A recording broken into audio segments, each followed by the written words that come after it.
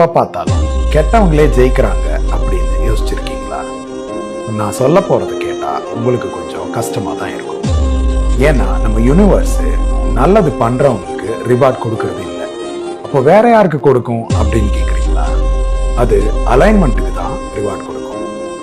நீங்க நல்ல மனிதனா இருக்கலாம், உதவி செய்பவரா இருக்கலாம், தூய்மையான இதயம் கொண்டவரா கூட இருக்கலாம். ஆனா உங்க எனர்ஜி மொத்தமும் பயம், குற்ற உணர்ச்சி, சுய சந்தேகம் மாதிரியான விஷயங்கள்ல எல்லாம் மாட்டிச்சுன்னு வைங்களேன், நீங்க டிசர்வ் பண்ற வாழ்க்கை உங்ககிட்ட இருந்து பறி போயிடும். இதை நல்லா ஞாபகம் வச்சுக்கோங்க. ஆனா இங்க வருத்தமான விஷயம் என்னன்னா, தான் எவ்வளவுதான் சுயநலமா இருந்தாலும் நான் ஒருத்தன்னு உறுதியா நம்புறான் பாருங்க ஒருத்தன், அவன் தான் இங்க ஜெயிக்கிறான். அதுக்கு அவன் உங்களை விட பெட்டர் அப்படின்னு அர்த்தம் இல்லை, அவனோட ஃப்ரீக்வன்சி கிளியரா இருக்கு, அவ்வளவுதான். நல்லா ஞாபகம் வச்சுக்கோங்க, நம்ம யூனிவர்ஸ் மாரல்ஸ் அடிப்படையில வேலை செய்யல, அது ஒரு கண்ணாடி மாதிரி வேலை செய்யுது.